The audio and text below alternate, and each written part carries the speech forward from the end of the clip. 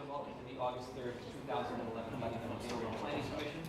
We'll open this evening by calling the roll. Mr. Keller is absent. Mr. Uright is here. Mr. Manuel is absent. Mr. Sermonera. Here. Foster. Here. Welcome to see you, Mr. Sermonera. Would you sit in for Mr. Keller this evening? We will. Ms. Hofstadter, would you sit in for Mr. Manuel this evening? I will. For the record, our next meeting will be August 17, 2011. We will postpone the acceptance of the minutes of April 27 and May 4 until our next meeting and move directly to our first public hearing this evening, 8 p.m. Leaf Farm LLC. Application for two-lot subdivision, 23.326 acres in the IL-40 zone, Worcester Heights Road, G18048. Ms. Hofstadter, would you read the legal notice, please?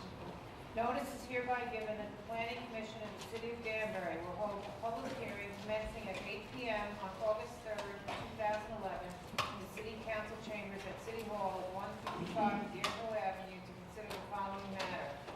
Leaf Farm LLC application for two-lot subdivision, 23.32 acres in the IL-40 zone, Worcester Heights Road, number 218-048, sub number 11-R1.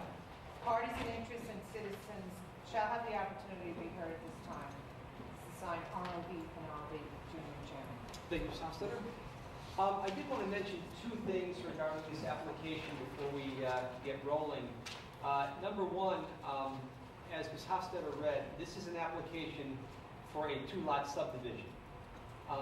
And the board must consider this and decide on it based on the Danbury subdivision regulations. This is not an application for a special exception or a use variance.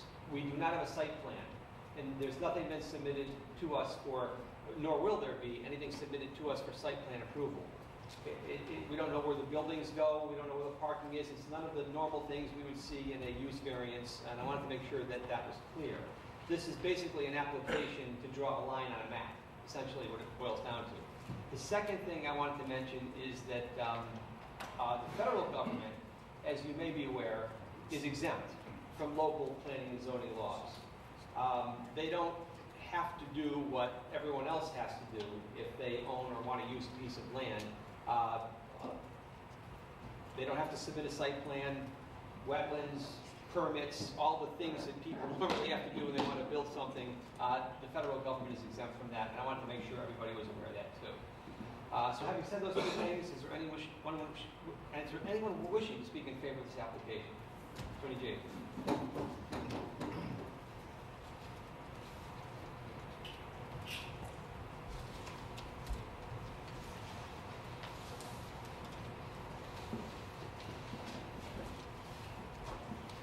One second, Paul. Commission members, hopefully you did receive a copy of the staff report on this matter dated August 2nd from staff. If not, let Jennifer know she'll get you a copy.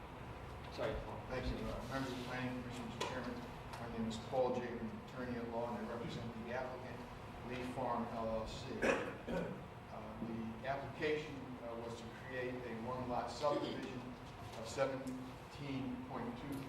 acres off Worcester Heights Road. The original application intended to create this parcel 1, which I've outlined in yellow, off Worcester Heights Road. It's basically across the street from the Leaf Farm office park. It adjoins the white building that used to be Bartlett Tree Company. It surrounds that parcel, and the signal is right in front of Bartlett Tree Company. So 17 acres, and the acreage runs southerly, basically, from Worcester Heights Road. The planning department asked us to deal with the balance of the land. We didn't want to, but they asked us to deal with the balance of the land to show that it would conform to the zoning regulations. So we then showed this parcel 2, which is 3.76 acres, which is outlined in blue. Then this red parcel, which we indicated we merge with other land of Leaf Farms LLC, which is in black. The red is what we're merging, in black is other land.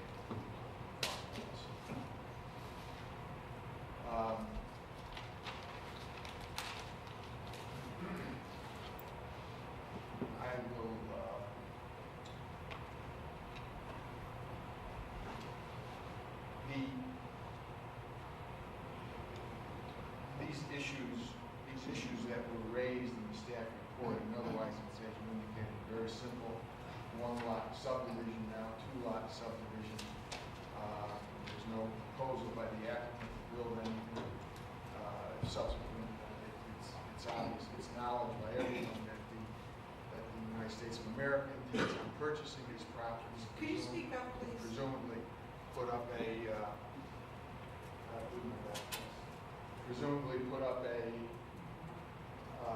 facility for reserve the National Guard.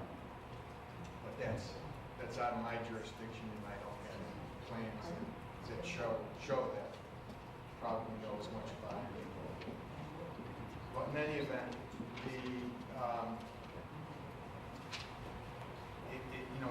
it's our feeling that we've complied with the subdivision regulations, either the one or the two lots, and the adjoining parcel being merged in with the piece in black should satisfy all the regulations.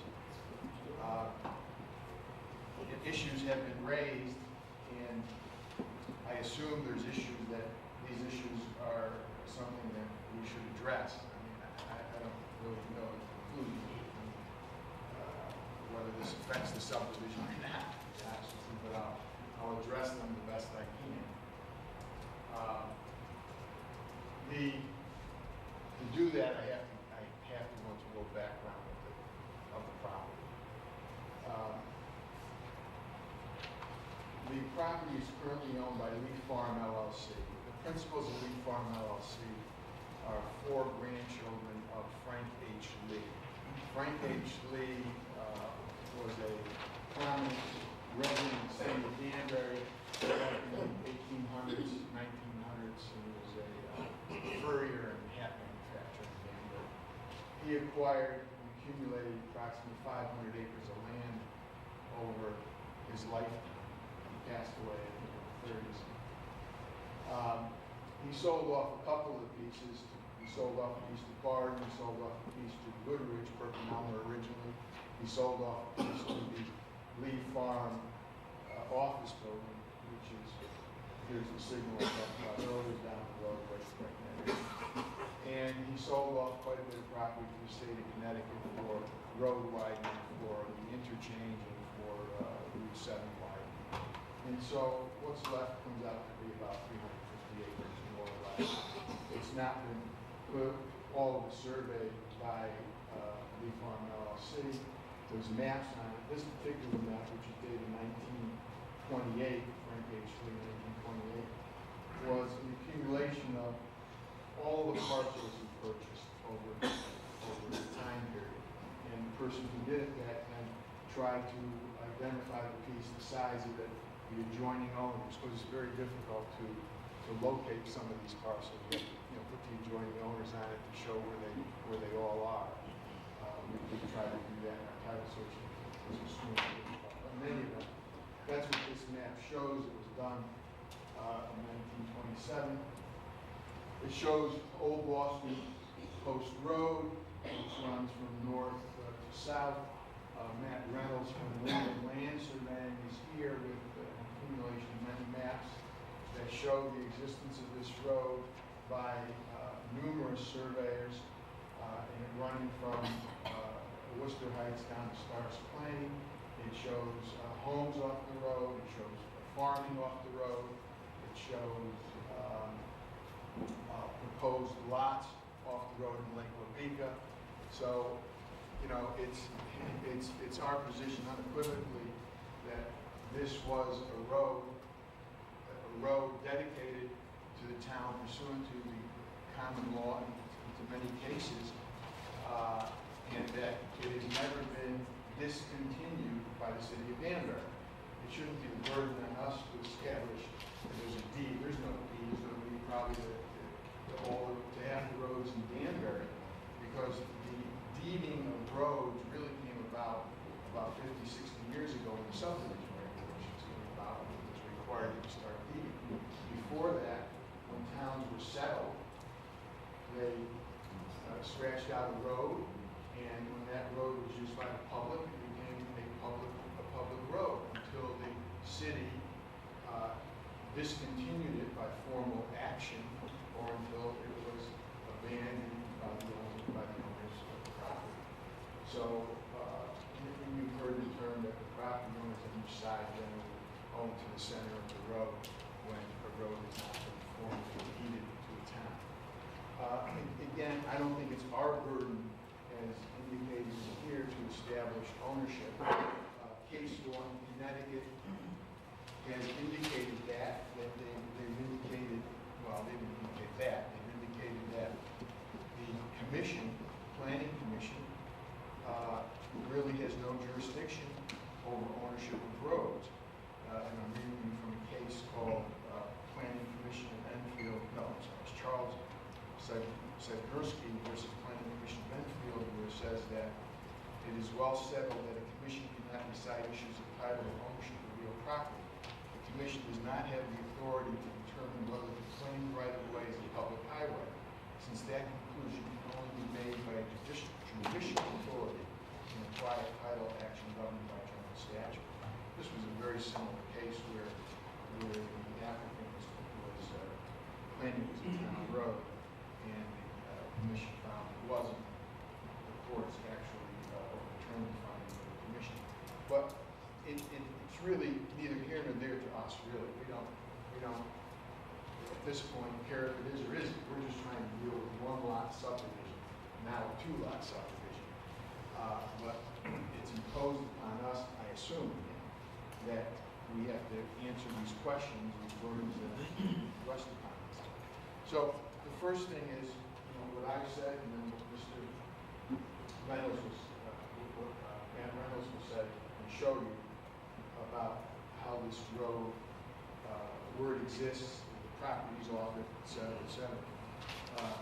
There are numerous cases that talk about how that comes to being, and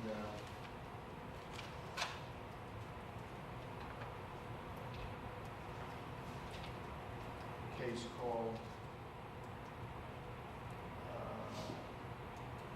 Supreme Court of Connecticut State versus Henry Taft. A public highway may be created by dedication and acceptance. The question of dedication is one of intent. If the owners of the land in question clearly intend to dedicate to the public as a highway, and did so in fact dedicate it and throw it open to public use, and the general public have accepted it, that is it. They have used it for a number of years. It's now a public highway. An original dedication may be inferred as a matter of law. The land has been thrown open to the public for a great number of years, for a time wherefore the memory of man runneth not to the contrary, and the general public had, during all that time, used the same as public highway. Resumption of an original dedication is almost irresistible.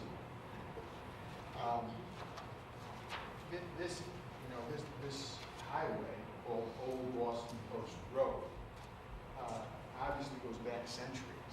It's not, it hasn't been in great use now, but years ago, as we will demonstrate, it served all these lots, at least on the front page Lee property, because they were all owned by different people.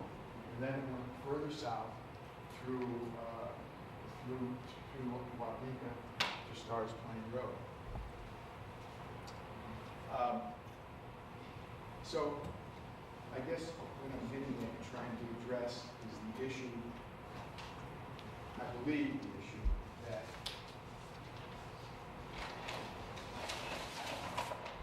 the way we want to deal with this land we read is in question. As far as we're concerned, it's all other land other than parcel 1, but we will accept it being a 2-lot subdivision. We'll accept that. And we will merge this land in red with this adjoining parcel, which, as stated in the report, is shown on the map as parcel 8. That's where that parcel 8 comes from in the report. And this being parcel 3, the original parcel, which parcel 1 and 2 of this red parcel are part of.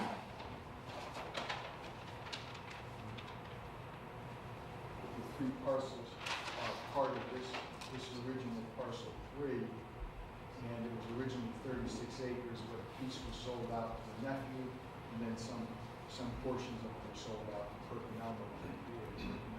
That's why it's a subdivision now, because of previous conveyances out of that parcel. So what we're simply doing is conveying the parcel in red, which is the remaining remnants of the original 36 acres, to the parcel in black, which is known as parcel 8, off of the Franklin Street. And we're joining them together. And we don't want it to be a lot. We're not asking it to be a lot. If something happens in the future, we'll deal with it. We'll deal with it then. I just don't see any reason why you can't merge parcels together. Add one parcel to another parcel. There's nothing, to my knowledge, in the zoning regulations that prohibit that. If you feel there's an issue, then you can identify that this lot in red cannot be built upon separately.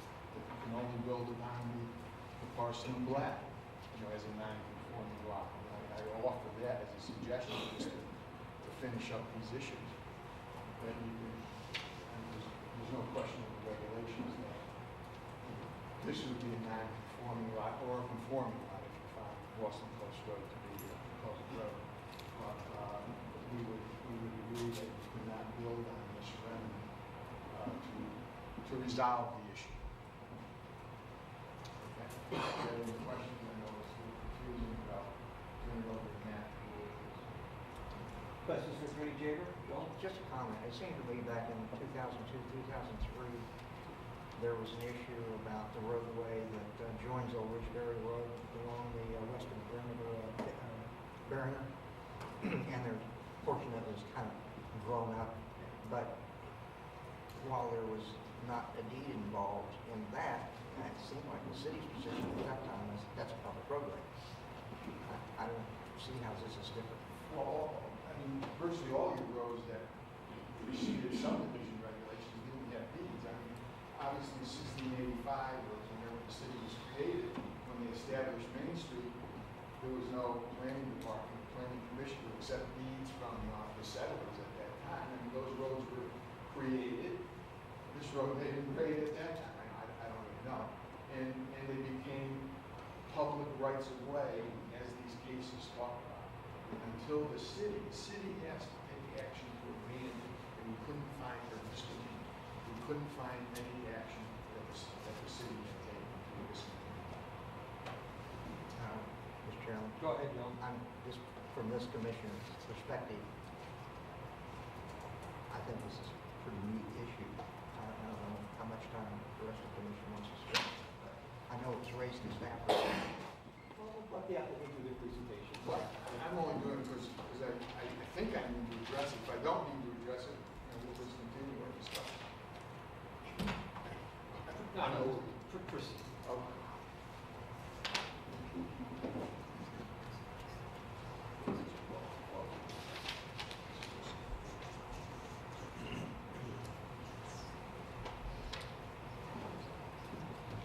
Matt Reynolds, I'm a licensed land surveyor with New England Land Surveying here in Danbury.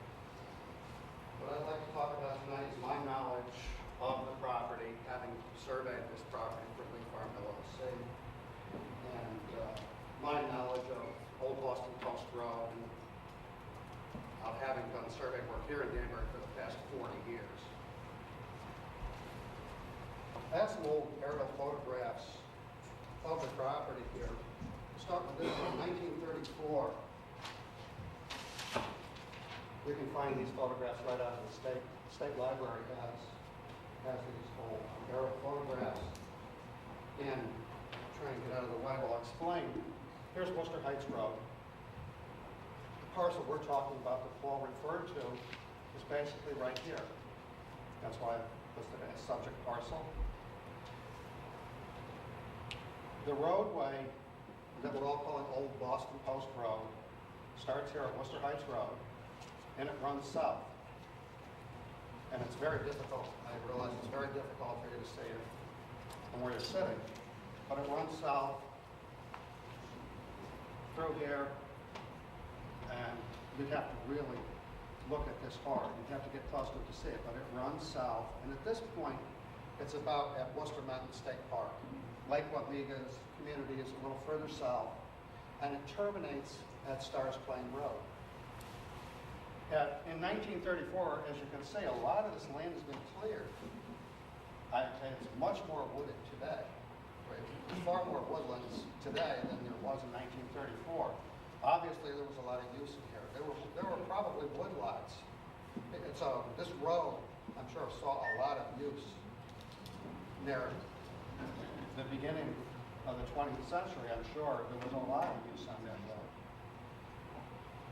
Okay, I'm going to come forward in time to another aerial photograph, a little larger scale, 1953. And I've outlined the parcel that we're talking about. There's the old post road, very visible in this photograph. You can even see homes along the old post road. There's a home, outbuildings in a couple different areas. At this point, today, if you were to walk this road, like I have many times, because we've surveyed all this, I've done the whole length of this post road.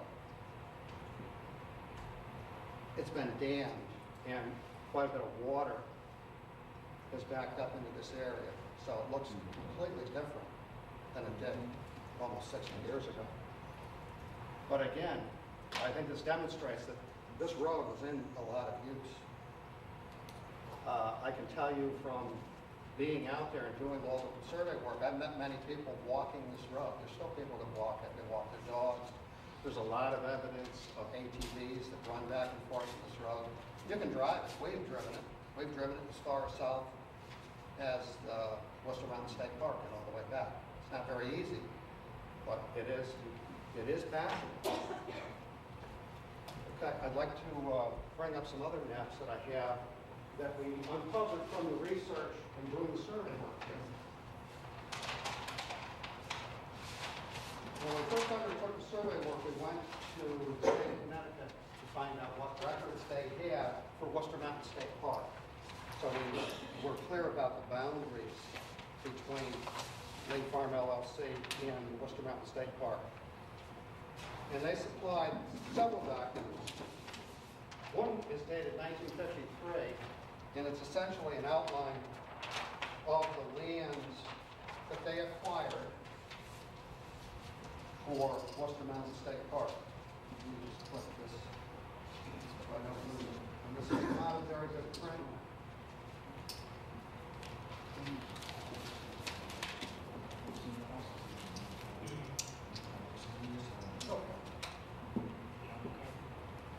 Starting on the north, it says F.H. Lee, and then there's a roadway that runs through the south. It's Old Boston Post Road is labeled on the state map. And here, it's very hard to see, is Lake Wabega. Okay, but it's essentially a map that shows the lands acquired by the state of Connecticut that created Worcester Mountain State Park. Probably familiar with the shooting range on one side of Sugar Hollow Road, and then there's the woodlands on the opposite side, on the west side of Sugar Hollow, or Route 7. Okay, that's 1953.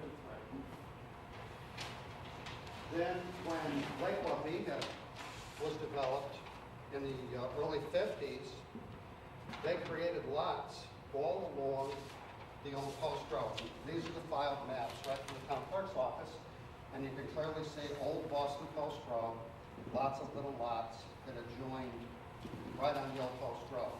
And it was such a big subdivision, they needed two maps. And here again, we have Old Boston Post Road. And this road now physically terminates at Stars Plain. Okay, so that's 1951. In 1960, a map and some work was undertaken by Don Hambidge, who was a land surveyor that worked for many, many years here in the city engineer's office. And he did this work for Josephine Lee Robinson, 1960. And again, he's showing all the parcels that reside to the south of Worcester Heights and again, it's labeled Old Boston Post Road. So, based on all this, these records, I can tell you from looking at all the deeds that we looked at, when we did the survey work for Lee Farm LLC, and you read all the deeds that comprise, all these little parcels, they clearly state that it's bounded by a highway. Whether you read it on the east side or the west side, they clearly state that they're bounded by a highway. And again, I can tell you that roadway is still in use today. Not in use the way a lot of people think of it being able to drive a car on it, but people still walk it, use it for recreational vehicles and whatnot. Happy to answer any questions I can. Questions for Mr. Reynolds, Commissioner? Thank you very much for that presentation. That's all.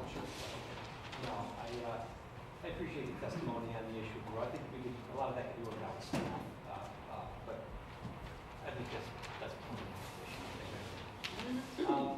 Is there anyone else wishing to speak in favor of this application? Anyone else in favor? Anyone else wishing to speak in favor of this application? Mr. Chair? Oh, sure, please, Mr. Sada.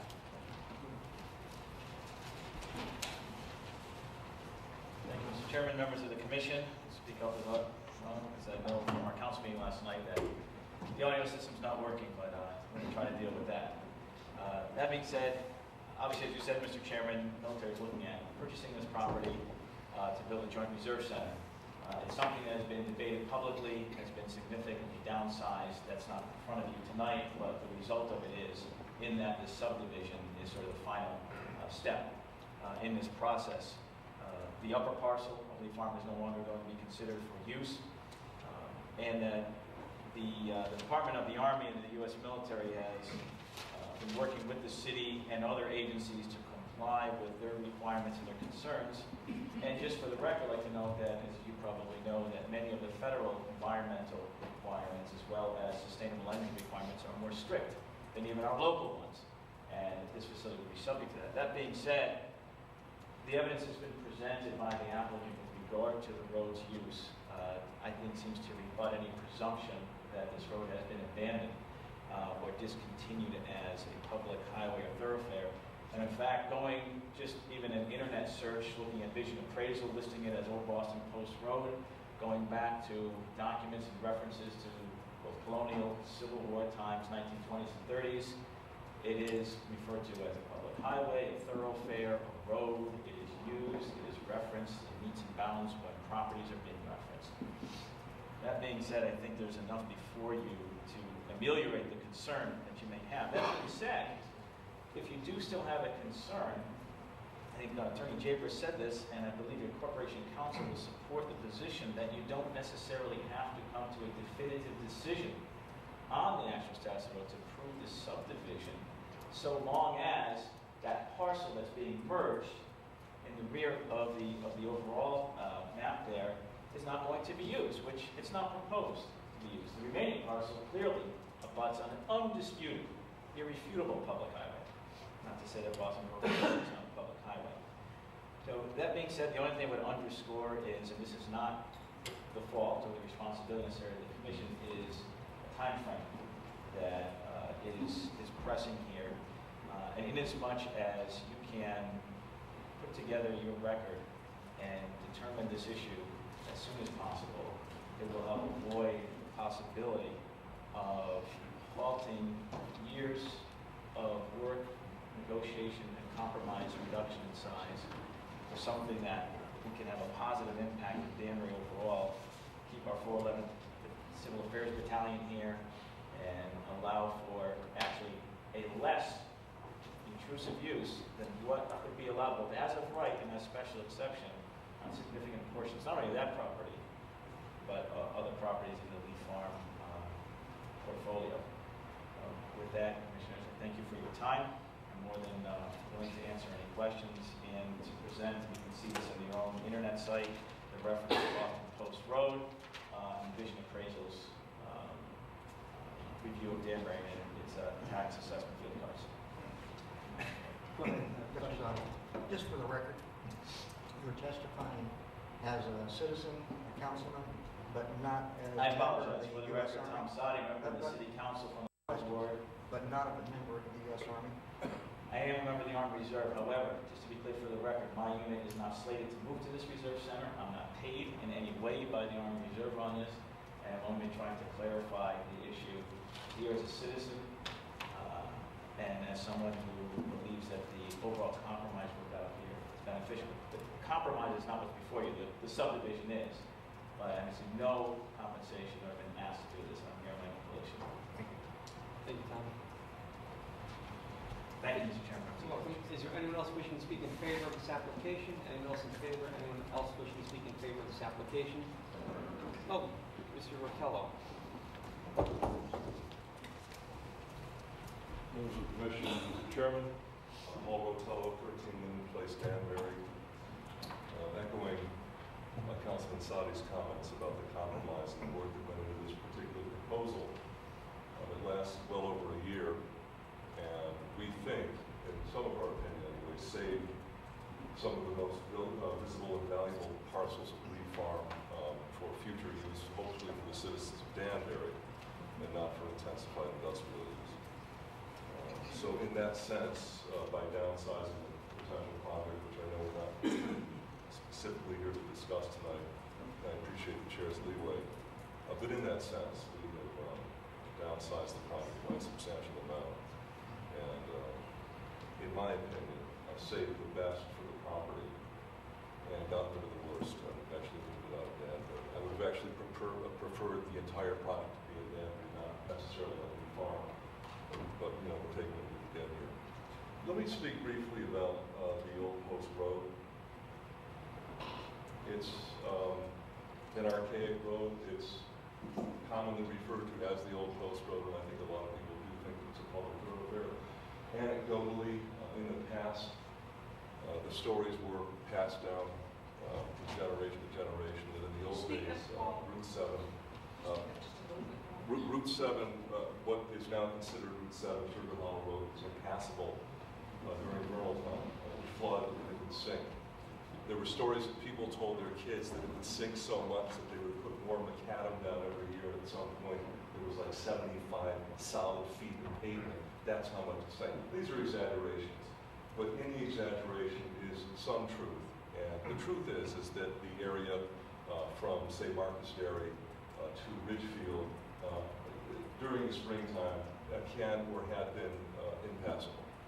So this Old Post Road, which is much higher on hard rock and granite, was used, even though it's a hard road to travel for wagons. It's up and down and all over the place. It was better than Sugar Hollow would have been in the springtime. So I think there's a lot of truth to the fact that it was a public thoroughfare. But these are anecdotes, and we don't know this for sure. It's entirely possible that this road was a private road, and that it never really been open to the public. The family has considered this road to be private for generations. It's, a matter of fact, chained off. It's not accessible to the citizens of Danbury. So if you take what the family has done, the owners of Lee Farm, if you take that as their intent for that road, they would consider it private for several generations. I don't know if the chain is still on there tonight, but it was on there the other day. But I am satisfied it's a public thoroughfare. Moving beyond that, in the regulations for approval of a subdivision in Section C for lot layout, the Planning Commission, it states, this is page 13, I don't know if you guys know this in your files or not, but the regulations state the Planning Commission shall not approve a lot which does not conform to the zoning regulations.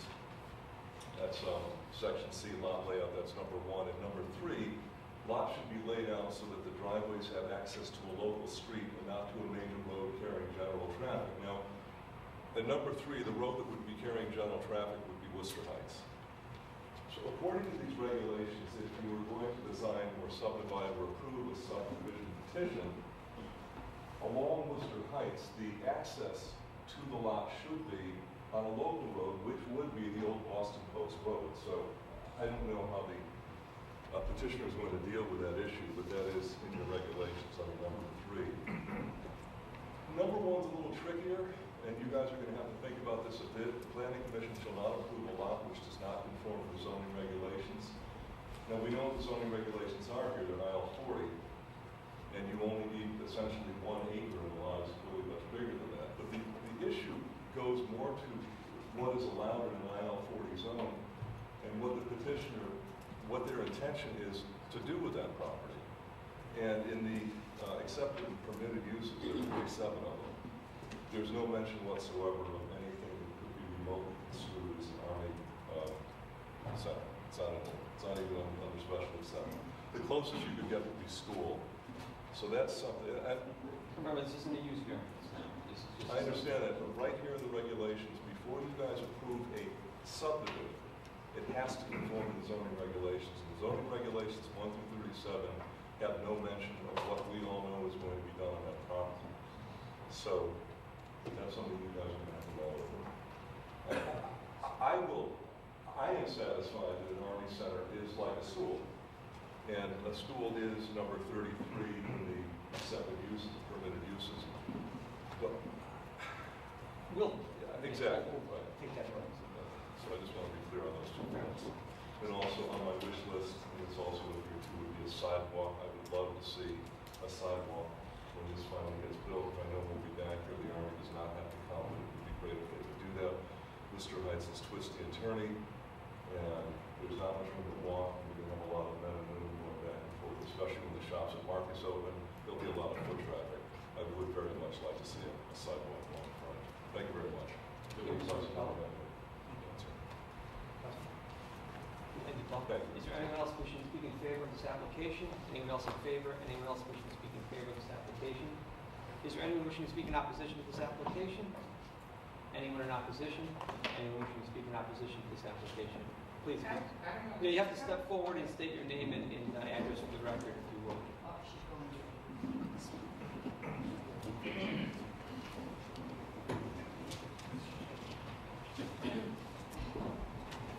Lynn Hodis, 46 Worcester Heights.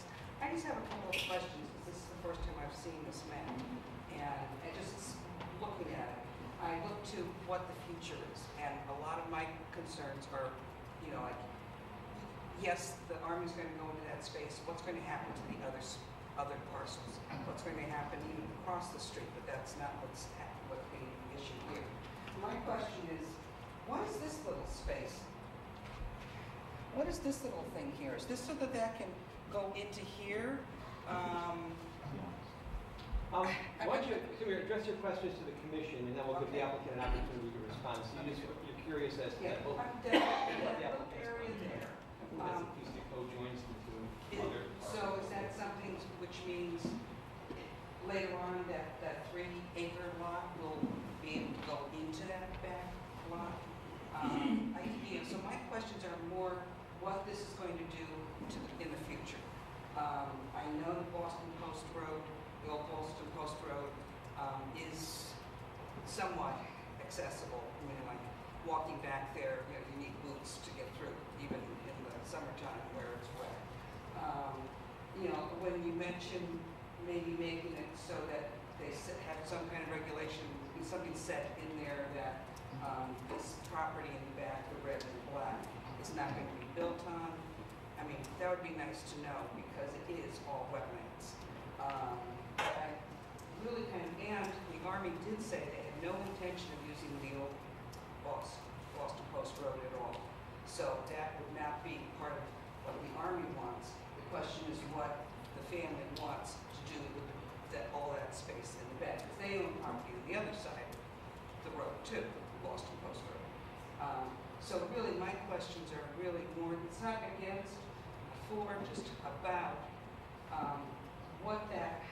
how that's going to be set up for future use and what are we going to be surprised with later. Okay, well, I'll call the rest of the opposition, and I'll give the applicant a chance to respond to that. Is there anyone else wishing to speak in opposition to this application? Anyone else in opposition? Anyone else wishing to speak in opposition to this application? Attorney Jaber, or do you want to just, the question was that sort of thin strip of land, what the intent was, what that is, and what it represents. Yeah, the reason why it's like that is the property line Lee Farm property line is, as far as the start is. And that piece is 45 feet in width. And there's a regulation that says a lot has to be 50 feet in width from the front yard setback to the rear yard setback. And since it's not 50 feet in width, we would violate that zoning regulation. So we had to end this lot.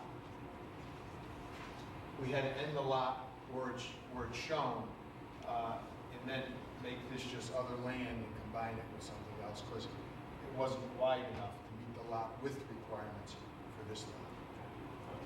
Thank you very much for that clarification.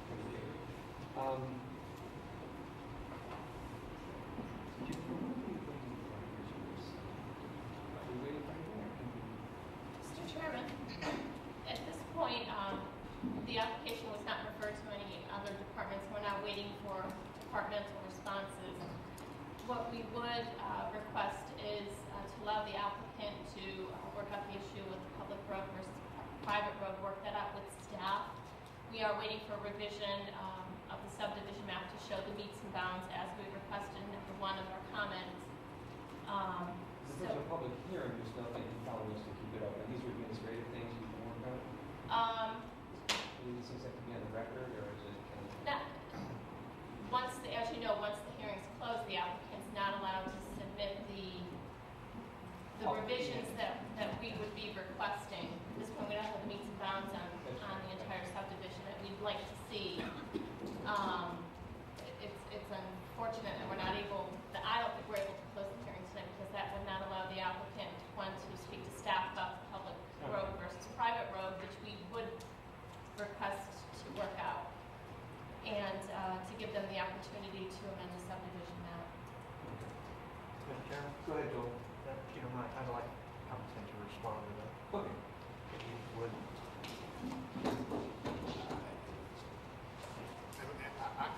I think the application we submitted was adequate to meet the regulations.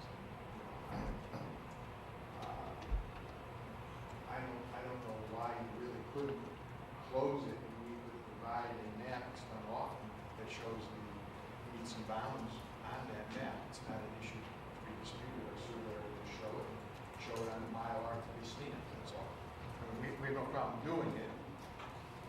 Yeah. I agree with it, but we have no problem doing it, and we'll be happy to do it. I think we can close the hearing. We frequently say the map should show such and such on it. That's what you say, we do it. It's a mile for report, for standing. Commissioner members, thank you, Paul. Comfortable with that explanation? Yeah, if I could comment. Go ahead. I know there's some concerns about, it was raised, of what's the future use, but use of this land is not before us. I mean, whether there's an Army Reserve unit built on this piece of property, or one of these pieces of property, this is a subdivision, it doesn't necessarily address that project, or if they're going to be able to put sheet metal fabricated in place on there. All this is can we draw a line on the map so we can sell a piece of our property? That's what's before us. And that's being maybe concerned with what is going to be the future use is something that we have to be concerned with if that use comes before us.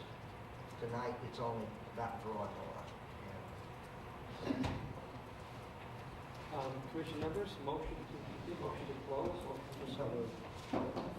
Motion to close? Motion to close and seconded. Do I have any further discussion? Where's the girl? All discussion, and can we address staff? Well, I mean, go ahead.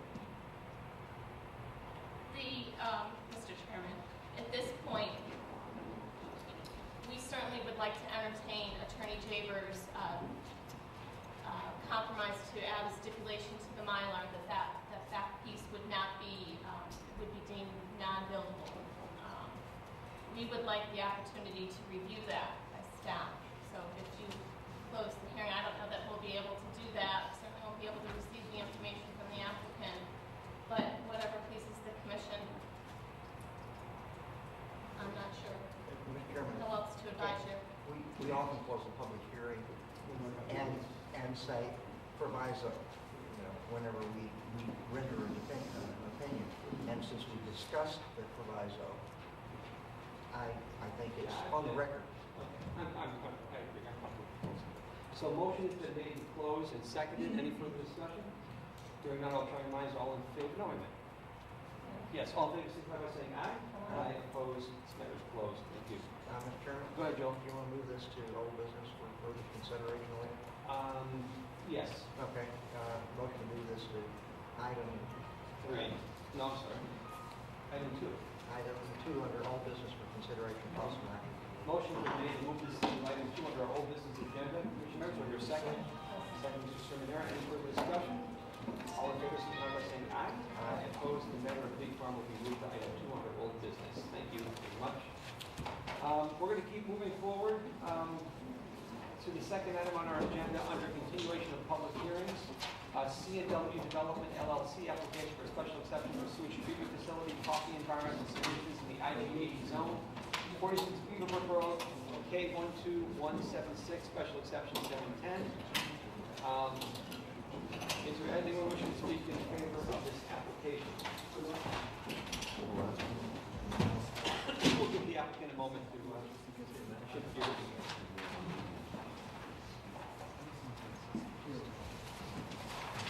Thank you, Mr. Chair, members of the Planning Commission. My name is Paul J. I'm attorney at law and represent the applicant, Coffee Environmental Services. This has been before you on numerous occasions. We will indicate again that it's property, that the proposal is for a change in use from a contractor's yard to a sewage treatment facility. We this evening will just simply address the issues and questions that were raised at the last meeting. And I will hand out to you a copy of the Environmental Impact Commission approval, which was just issued. It was approved months ago, but the approval letter was not. We already have a copy. You do. Okay, good. Is there any file? And we'll give you 10 copies of a modified operation and maintenance manual, which addresses the points raised by Mrs. Hofstadter, the inconsistencies in the previous one. We'll want that as an exhibit, whatever. We are at 8A. 8A? AA. Oh, double A. And lastly, the report from our odor expert, the company TBN. I've made 13 copies for you, and I've also made a number of copies for the audience, which I'll leave over there if they wish to get. Mr. Chairman, did we get that PDF? Did we get it? I don't recall. No, Cal, can you get it to us? Yeah, sure. Is it? Or doc, I don't care. Yeah. Anything where I don't have to file it. Yeah, I'll send it. Thanks. I've got it. And I'll just leave this for the audience. He's got more technical, the questions he can answer without actually having the design done. Since he's not engineers who design stuff, he's tried to address the issues. So, Yes, BB. other than that, I'm going to turn it over to Ben, and he's going to go through what we think are all. I'm sorry. Can I ask a question? It's just something you said, Paul, I don't know why I didn't. Your applications for what?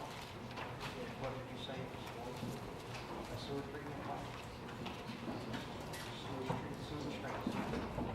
So I thought the applicant was very specific that there's no sewage, it's all septic. The permitted The use. septic processing plant, even if it's not. It's a septic, yeah. So it all falls within the category of sewage treatment facility. The DEP permit is on the sewage treatment facility. The DEP permit. Okay, well, that's permitted from the DEP, but specifically, you're going to operate a septic processing plant, not a sewage processing plant. I just want to clarify. Absolutely, septic. Septic, only, as I learned, is different than sewage, which I said wasn't 3 meetings ago. But then somebody at Hart, I think it's Yard, pointed out, it's distinguished.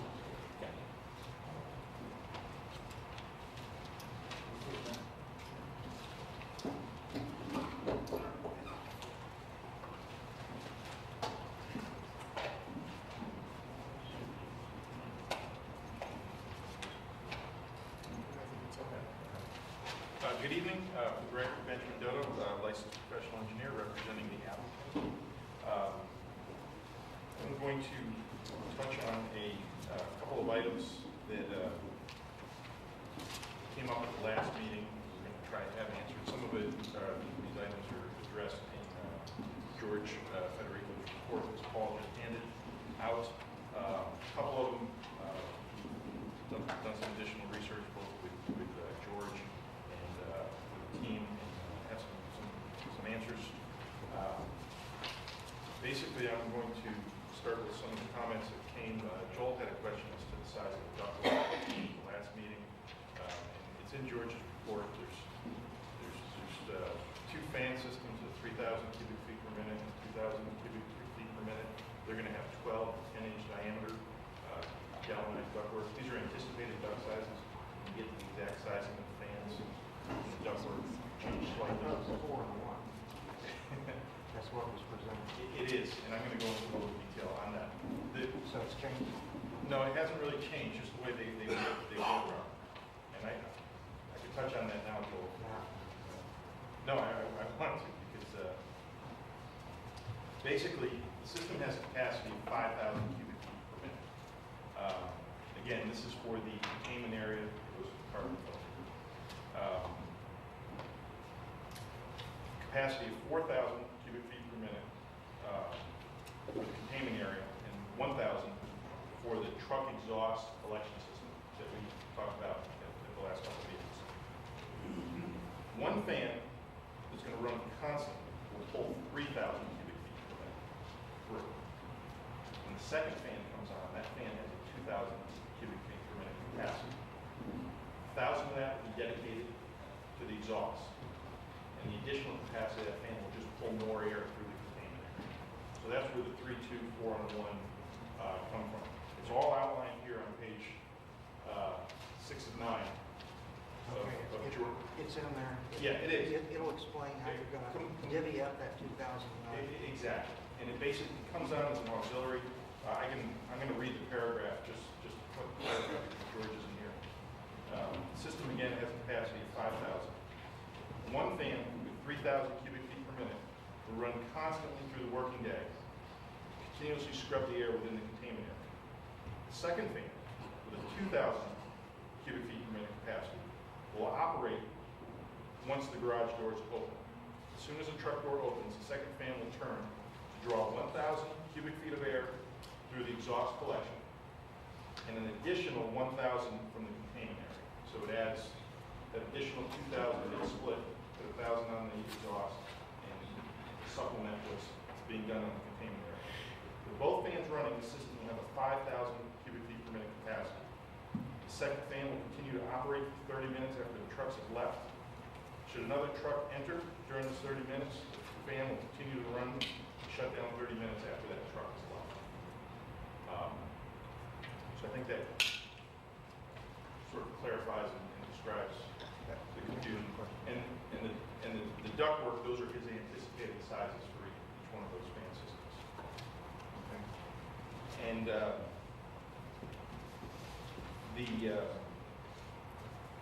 let's see, Helen had asked some questions as to revising the plan. I think Attorney Japers handed that in. There's some additional, both in this report, some of the previous reports, some of the anticipated maintenance on the odor control system that Mr. Federico anticipates. As far as an actual manual, that is something that gets done once the system is ordered, completely designed. Everyone is site specific. 100 hours of work goes into it, 2 to 4 weeks to prepare, and it's done when it's actually put together. We can't take a manual from another site, Mr. Federico did, and show you what it's going to look like. It's not going to fully, truly represent the system. But as part of the delivery of the system and installation, the manual gets prepared site specifically and delivered to the site. And that is something that will be done. It's not going to be done in front of this because the details of the system, when I say the details, the actual assembly of it has not been done. Just like with any manufacturing facility that you see in front of you, the process inside, we don't get to that level of detail until the system's actually done and let's see, Joel had asked a question about the polymer that FBS 7802. Again, the MSDS sheet is on the record. Just to further clarify it, because MSDS sheets sometimes are very obvious, and sometimes they're not so obvious. Something that seems simple isn't always the case. I spoke with Representative David James of Fort Bend Services in Houston, Texas. Specifically asked him a couple of questions with respect to that. Product is not hazardous. Touches your eyes. It can be an irritant to the eyes. It's not toxic upon ingestion, although it's not recommended to ingest. There'd be no reason that would happen. The biggest danger of this is that it's extremely slippery. And the way this is going to be handled on the site, again, it's going to come in 55-gallon drums, probably delivered 4 at a time. We use about, under full capacity, we use about 10 to 15 gallons a day. We'll probably get delivered 4 drums at a time on a pallet. We put in, for those of you that know, the drums have long holes on top. The material is not going to be poured out into a container. It's simply the suction end of the polymer pump, that Neptune pump that we've shown you, will screw in to the 2-inch opening on the bump, and it will get drawn out of there as necessary. When that one's empty, simply take it, switch it to the next one. These drums, like I said, you should go through maybe under full capacity, about 1 container a week. So 4 drums should last about a month. When the next delivery drums come, deposit on the old ones, they simply go out. So it's almost like a soda bottle exchange. But there's going to be no physical handling of this material. The material, again, we had to touch it. It's not bad. Just wash it off your skin. It does break down if it's exposed to extreme cold. So he did mention if your operation is outdoors, you're storing this outdoors, if you're in New England, that's not a good idea. But we're not subject to that because we're storing the polymer indoors. The question is, what happens if it does catch on fire? It has a very high ignition point. It's not something that's going to self-ignite. If you do have a fire in the building and the drum gets ruptured, it could burn. And what it does emit is, and again, I'm not a chemist, so but it emits nitrous oxide and carbon monoxide and dioxide, like any combustion process does. There's nothing toxic that would come from this. The other things in the building are, plastics and things of that nature. But again, it doesn't pose a risk to any fire. It's self-contained, just like the whole process here is. And as far as does it have any odor? It has a slight mineral oil odor. For those of you that don't know, mineral oil, sort of, if you open a can of petroleum jelly, that's the essence of this odor. So there's really nothing to it as far as risk. But again, and you specified, it is extremely slippery. And if it does spill on the ground, they suggest to actually contain it, absorb it up, and then rinse the rest off. So to the specific question, Yes. what's the toxicity if it's burned? There's a fire in the building, If it's, and it's nitrous oxide, carbon dioxide, Yes. carbon monoxide, yes. nothing else. And that's in the spec sheet? That's what it was, yeah. I see that.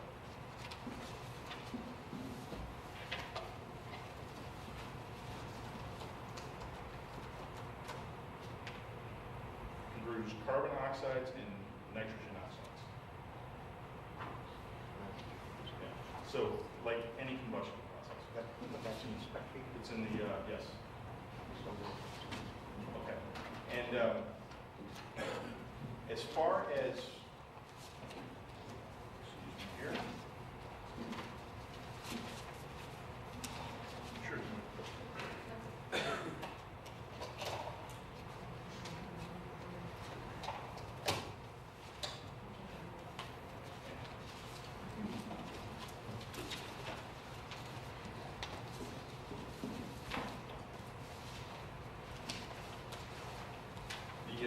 The next thing I want to touch on, it was asked that we modify the turning plan was presented 3 meetings ago with the original layout and design of the facility. And as we know, the portion of the dewatering activities indoors over time has gotten bigger. Initially, we're occupying a smaller portion of the building. And we've since widened it to provide a larger area. Again, the capacity of the dewatering process is the same. We've just done this to provide the containment area and some additional room.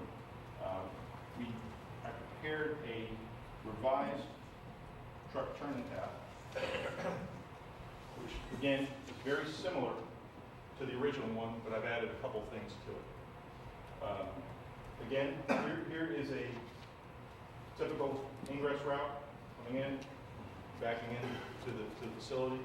Initially, this line is over this way a little more, and this would be a leaving pattern. And as with before, the leaving pattern, when you're way to the right here, you can make that in one swoop. If you're over here toward the grip box, that would need to be a 3-point turn would need to be accommodated there. Some other questions that came up as to what type of queuing exists on the site. And as we go on, there's going to be a limited amount of deliveries, 15 to 17 a day, depending on what could happen. We can do 2 at a time, take approximately up to 15 minutes to do 2 at a time. So the question is, what happens if more than one truck comes at a time? Does the site have the ability to accommodate that? And again, as we said, it's going to be by appointment only. So there's going to be some spreading out of the deliveries during the day. But, and again, this isn't what we anticipate. This is just what I showed the site can accommodate.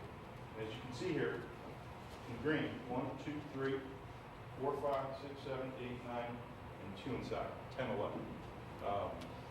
So the site has the ability to accommodate 11, and which is more than 50% of the anticipated maximum deliveries per day and offloads. Compare that to any restaurant, shopping center, being able to handle more than 50% of any of your daily activities at one time. We can do that. So again, we have more than ample room to handle any queuing that may exist if more than 50 people show up at a time. The other comment, I think it was Jen that asked about the traffic patterns in Newtown Road and Beaverbrook Road. So what we've done is on the same plan, just to keep things simple, we've added the striping in the road as well as the signs, both yield, stop signs, etc. And I can just simply go over that just to clarify, because I know it's been a long time since Joe Valskas initially went over these at the initial public hearing. But basically, all the roads here are 2-lane roads, one in each direction. There's a double yellow line that splits the roads. Beaverbrook Road, which is where the site fronts on, has unimpeded traffic. There's no stop signs, no road signs on there. It's Old Newtown Road. You're heading up on Old Newtown Road toward Beaverbrook. You have a stop sign and a stop bar right here. If you want to head toward the mouse hole to the north, take a right here, right in front of the Board of Ed building, and you have a yield. So you sort of slow down, look over your shoulder for the Beaverbrook traffic. Those coming on Beaverbrook Road, wanting to go to Old Newtown, this is where they make the turn, not up here. And again, they have to cross Beaverbrook traffic. And they have a stop sign here to make this turn. Again, the traffic on Beaverbrook Road is unimpeded.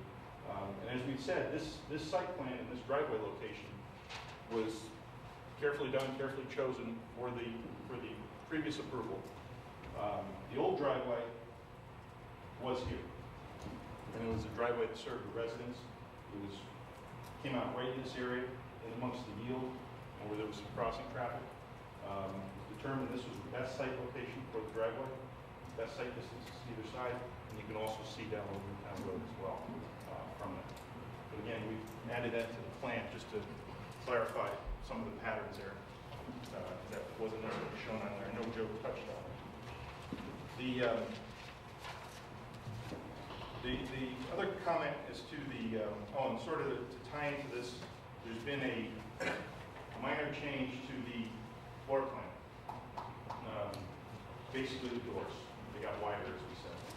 I'm gonna hand these in, and hand you the text map. Okay. And really the only change to the floor plan. Mr. Chairman, Exhibit double C. Got it. Is the overhead doors lining up here, they became 20 feet wide. I think we said that at the last meeting. That was in the process of being done. And an eye wash and a shower has been added.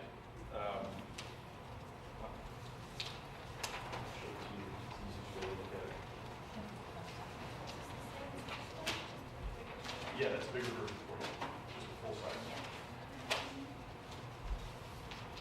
In this corner of the containment area, an eye wash and safety shower has been added. And I'll go into the reason for that in a minute. Joel had asked about that September 1999 EPA paper about sewage is a host for disease-causing viruses, bacteria, and pathogens. I looked at that, I read it, and I felt that it was mainly directed toward disposing it in a manner that we're not disposing of it here on our site. It spoke to what's typically done in rural areas, discharging of it onto soils, both whether the soils are frozen, land applications, dumping it on the fields, filling it in, and plowing and furrowing it in, and trenching and covering it. But in that article, it did say that knowledge is important in the handling and disposing of sewage anyway. And it also spoke that in areas where you don't have the ability to discharge to a wastewater treatment plant, like we do here, some of those measures of land disposal are commonly used. Again, not in this part of the country, but in many parts of the country. Again, the handling of the sewage here, from the house to the truck, is going to be done like it typically gets done by Pembroke Pumping and any pumper. The operator is going to be aware of what he's doing. It's going to be contained in the vessel. We've gone through the process of what's going to happen inside the building. It's going to be self-contained, vented. If in the event a spill does occur, we have a spill plant, we have floor drains. We have the ability to rinse it out, and that's one of the other reasons we've added the eye wash and shower. In case you do get it on you, you just have to clean it off, just because that's where the risk is. The discharge of it, again, we're not discharging it to the land. It's solids are being kept on site, and the liquid fraction is being discharged to the city sewer. So again, the risk exists, but in my opinion, that article had more to do with the land application and discharging of sewage directly to land. We touched on the fact that the fans for the odor control system are going to be located inside the building, not outside the building. So any risk with noise is mitigated by doing that. And as we touched on, the equipment, the manuals is something that's not going to be done at this time. That gets done during construction and prior to operation. Some of the neighbors have talked about a couple things, and I just want to touch on this. The fact that we're expanding the dewatering process during this application process. And the only expansion that we've made is interior to the building. And we've done that to accommodate the concerns and questions of both the commission and the neighbors. Mainly with respect to queuing, ingress, egress to the building, and the odor control system. Basically the containment system within the building. So we have the ability to more effectively treat the air. The site is going to be capped at 50,000 gallons per day max. So even though the footprint inside the building has gotten larger, the the effective trips coming to the facility, the amount of employees there is not going to change. If anything, we've reduced the other uses on the site, the contractor's office and garage, proportionally by making this footprint bigger. So again, I just want to be clear that the expanse, we're not expanding the capacity of the system for a dewatering process. It's just we're giving ourselves more room to put these measures in, some of the odor controls, et cetera. The spill control plan, the gentleman that has questioned that, that's on file. That was required by the EIC, and as we said, this was approved some time ago. We just got their letter, and it talks about how the facility is going to be able to handle spills, whether they happen inside or outside the building. They had some similar concerns. And I know Joel did have a question about the capacity of the containment area. And at the flow rate, it's about 50,000 cubic feet is the volume of the containment area. Oh, okay. Yeah, that was the comment he had at 6 scrubs per hour at that rate. Yeah, That's what the 50,000 cubic feet in the containment area. Yeah, the actual building inside is significantly larger than that. That was one of the reasons George and Mr. Coffey came up with the idea of the containment area, so you can really focus and treat the air that you need to treat and not everything else that you don't need to beyond that.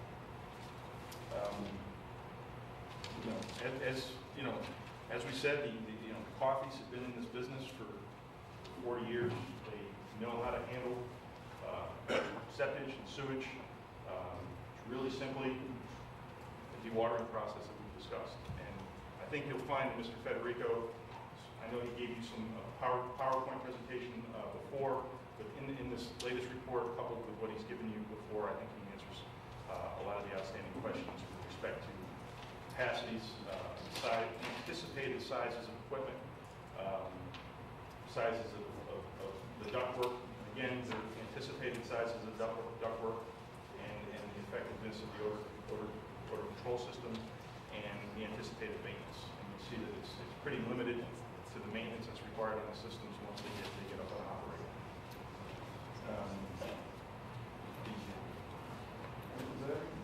Okay.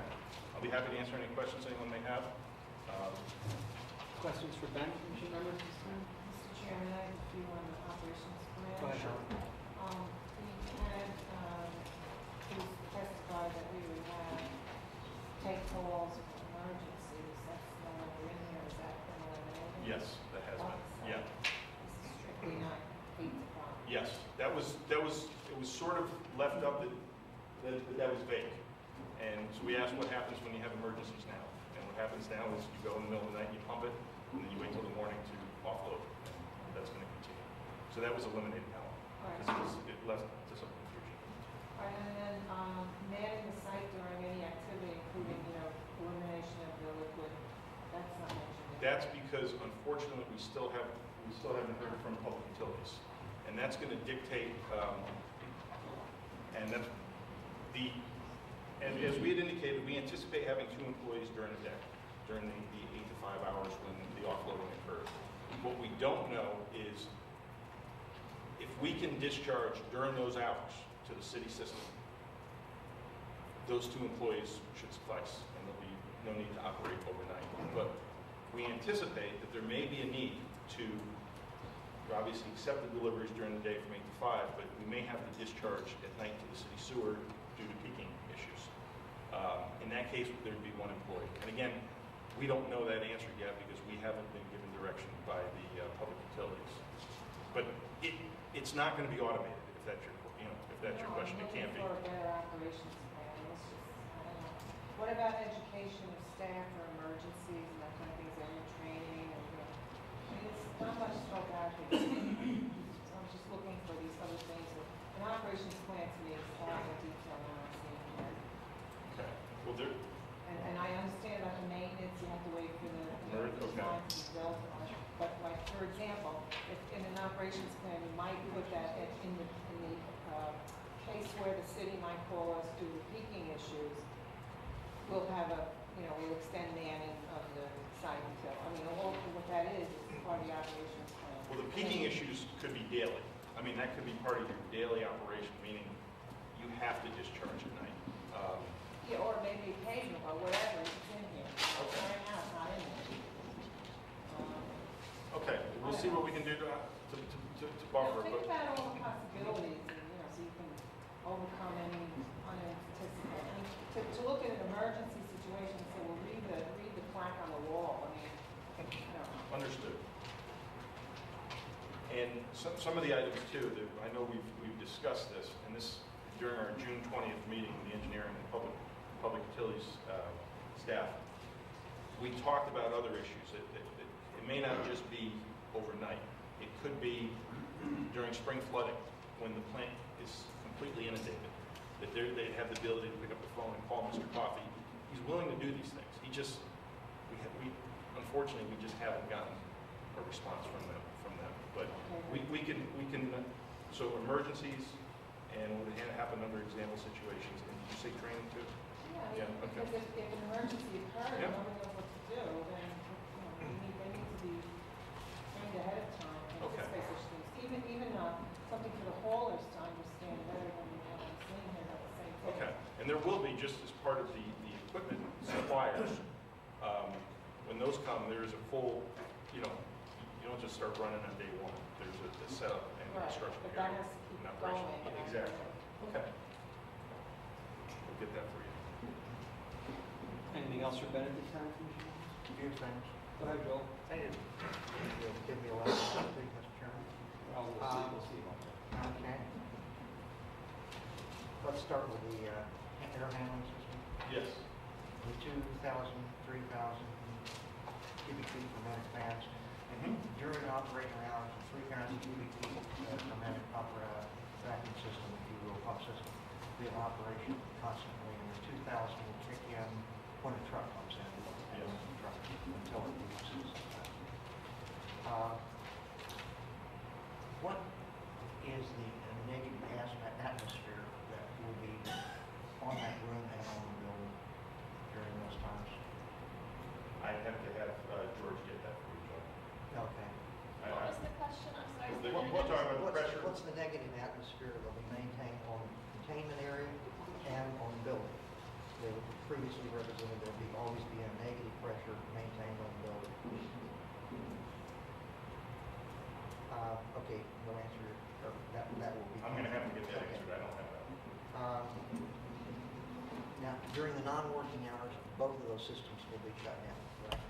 They're not running 24/7. I understand that's what the position was. Am I correct?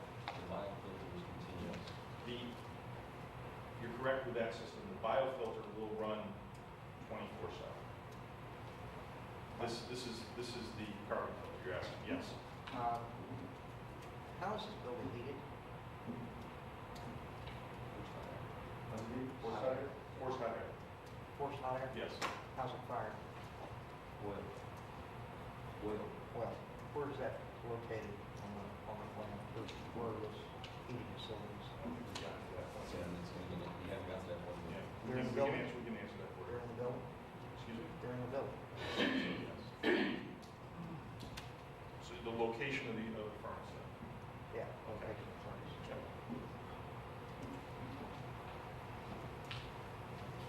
And when you're operating these vacuum systems, where's your balancing offset air intake? You can't just suck on the I building. understand what you're saying. I'm going to have to get that answer for you. Okay, I have other questions, but depends on the answers of that. I specifically asked about the biotoxicity when I was referring to the EPA. I don't feel like I got an answer on that as to how you keep the biotoxicity out of the environment. Maybe some of these answers that you're going to bring me will help satisfy. We're talking about from the septic itself. The septic itself. I just. I think the fact that it's the system's containable. I mean, It's not a sealed system. We know that. They're a great attempt at it, but it's not a sealed system. it is, but compared to what gets done now. Doesn't and the matter No, what and the is risk being that done exists now. anywhere else in the world. I'm only concerned with how it's being done in this location. Okay. Okay? maintenance on these systems. The process, forget the biofilters, I know those are, in terms of years, the carbon filters in terms of months. Yep. But the system itself and this whole separation, how often is this facility brought down and, if you will, scrubbed, whatever maintenance goes through in that process? How often does that happen and how long does it take? I'm going to have to ask Mr. Coffey that. I can answer it now or I can answer it in a few minutes. You can take your choice on that. These are just things I'm throwing in. Okay. I have another one, but I'll have to hold it. And I just want to clarify, Joel, if you don't mind. Sure. Talking routine maintenance or complete shutdown, scrub down? I mean, Oh, well, both. bring it up. Yeah, okay.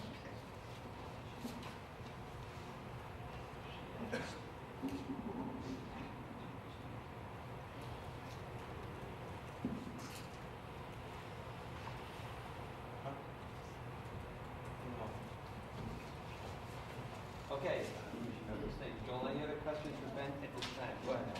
One more. I don't know if this is answering this. I apologize ahead of time, but are there any certifications that are required by the DEP to go along with the permit, or maintenance or inspection requirements to go along with the permit? I know there's no certification as to do you need a wastewater treatment plant operator's license like you do when you're discharging to a stream or the soil. But as far as a general permit, no.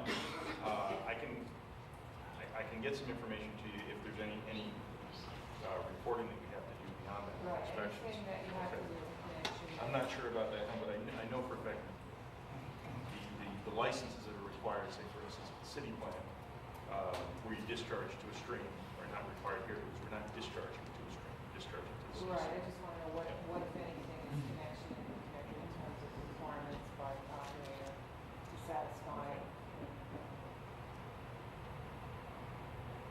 Anything else? Go ahead, Phil.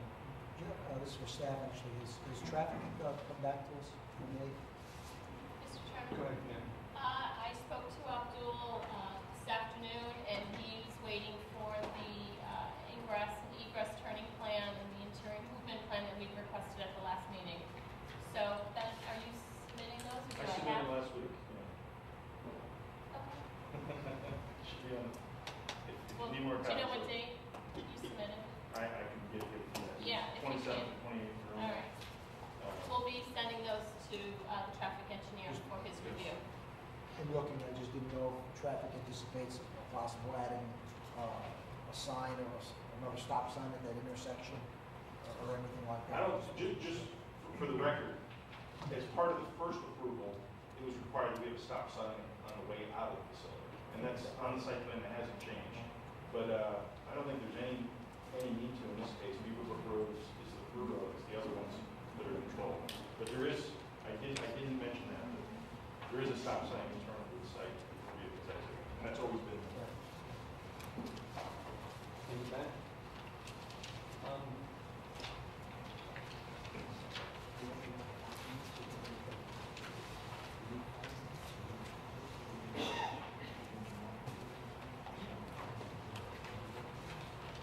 Is there anyone else wishing to speak in favor of this application? Anyone else in favor? Anyone else wishing to speak in favor of this application? Before I call the opposition, I'm sure there's some members of the audience that are what I'm going to say. Again, I request that all people speaking in opposition try as much as you possibly can to confine your comments to the application as submitted. That's number one. Number two is I ask that you try as much as possible not to repeat things that have been said in previous meetings. Having said that, is there anyone wishing to speak in opposition to this application? Anyone in opposition? Please one step forward.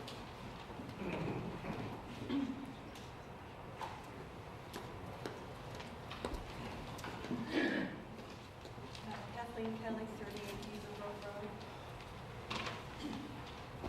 We are again at yet another planning meeting and getting yet another document and new information regarding the Beaverbrook application. Why can we not get a response to questions of voter at the meeting that they are asked? We have to wait until until yet another expert chimes in. The reason I believe that we are here once again is because the applicant did not do due diligence in initially providing viable evidence that the neighborhood would not be negatively impacted by the applicant's proposal, nor do I believe they have done so now. So how can we truly believe that they have seen the light and do understand how great a concern having a sewage treatment plant in a neighborhood will have on the residents' quality of living? We don't necessarily have a powerful voice, but we are hoping we have a logical and practical voice. The applicant has said that the residents will now have recourse should there be an odor. Does anyone here really believe that? I mean, really believe that? Who do we call? Who responds? How long a wait? If it doesn't smell, if and when anyone shows up, who will believe it smelled before? Haven't we all been there in a situation where we don't get the response we should? Remedies can take forever to come to fruition. And also traffic. Certainly an issue, and as you have heard, the concern is the number of trucks carrying odorous material and how that is a problem now and may grow over time.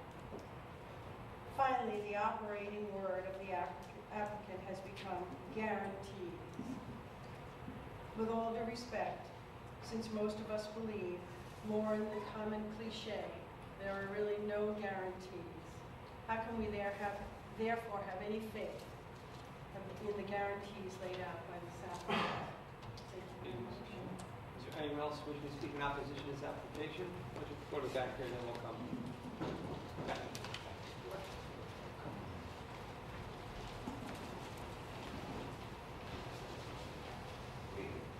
Robert Taylor, 53 Beaverbrook Road. I had asked early on in the meetings about bugs, and they said that most of those come with chemicals and they weren't going to be using them. But now they're saying that there's going to be a couple of chemicals, so I'm still concerned about the bugs. Will they be drawn to the new chemicals being used? If you go to the City of Danbury sewer plant down near the maintenance garage, there are millions of these little bugs down there. So that's a concern. Also odors. People say we can take 90–95% out, but we're still going to have 5–10%. And now they're saying that the chemicals used are going to have odors. How bad is all this going to be? And fans. They're going to have the exhaust fans or whatnot. How many horsepower are these fans? If you listen, you can hear the air conditioning fans in here. So we're going to be listening to these fans all day. Thank you for your time. Thank you very much for your comments. Anyone else wishes? Up right there.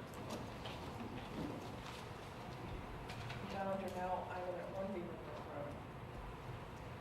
I've been to a bunch of these meetings. It's going to smell. They can't guarantee it. They only assume it's going to be 95%. Odor and polymers are going to be released into the environment, and this is a populated area. People live there. I can't imagine any of you would want to have this in your neighborhood. I know you wouldn't want to have it in your neighborhood. We don't want it in ours. We had an engineer here 2 meetings ago that gave a lot of really comprehensive information about how this was going to impact the neighborhood, the traffic in the neighborhood, the odor in the neighborhood, how it was going to impact the sewer system. Said that there would be more water released into the sewer system than was able to be handled by it. The only comments that anyone made following that at the next meeting was, where did this guy come from, and who is he, and how dare he, and does he live here, and he's from Newtown, and how can he be an expert on this property? I think he was pretty well informed. I think he did a very comprehensive report. The traffic is going to be a nightmare. We have garbage trucks. I live at the corner of White Street, Newtown, and Beaverbrook. It's the most dangerous corner in Danbury. We regularly have some drunk that comes around the corner and plows into our fence.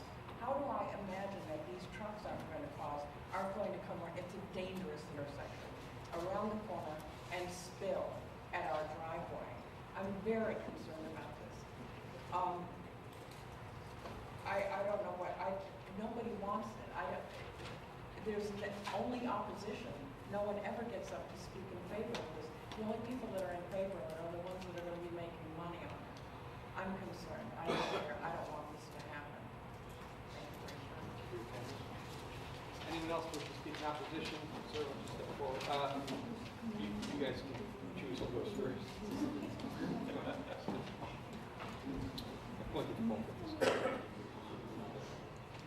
My name is Bill Carbone. Apparently, I didn't catch my name last time. I'm a professional civil engineer licensed in the state of Connecticut. I would like to present to the commission a letter, this is the original copies, of what I had said last time. Thank you. You gonna mark that? There is, I'm not going to go through it all again. Basically, my concerns are inadequate site underestimation of traffic generation from the report that's in the file. Granted, they meet the subdivision regulations for intersections, but they don't meet DOT standards. And this is a special exception permit, which gives this commission the right to impose things that they feel is necessary for health, safety, and welfare. The minimum they should meet is the DOT standards. The driveway, they've said tonight, that was carefully placed on the site, but it doesn't meet the city's regulations. The city's regulations say that the driveway in an industrial business zone must be 100 feet from the intersection. As can be seen on their drawings, their driveway is at the far end, that would be the southerly end of the intersection. They're not 100 feet from it. They are still at the curb return of the Golden Town to Beaverbrook Drive. But primarily, what do you think of the 6 items that are required for this commission to accept or to approve a special exception? The last one, and most likely the most important, is that if there is to be sewer service available, obviously it has to be. It has to be a letter from the agency, a letter from this agency saying that it is available. Such a letter is not available, or wasn't in the file as of yesterday. A request for a letter from the water sewage treatment plant, as if they will accept the solids from this, has not been put into the file. Again, I get back to the original question, and that is why? Why would you put another sewage treatment plant within 1 mile of the existing town city-owned treatment plant? Why would you put it in a residential and commercial and educational neighborhood? Thank you. Thank you very much. Anyone else wishing to speak in opposition? Let's go over here.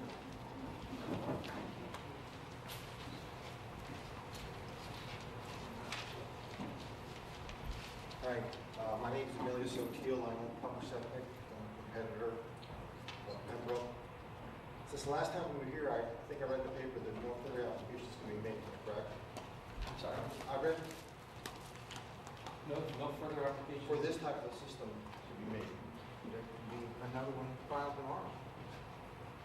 Day after that, anytime, if it's, I'm sorry. There's some work on the council to, Okay. but it's in process, but nothing formalized or finalized yet. Okay, this, to me, it's really more of an economic issue, okay? If you take the town, I think there are 5 towns that are accepted in Danbury, New Fairfield, Brookfield, Bethel, Newtown, and Danbury itself, we're paying $76 and change per 1,000 gallons.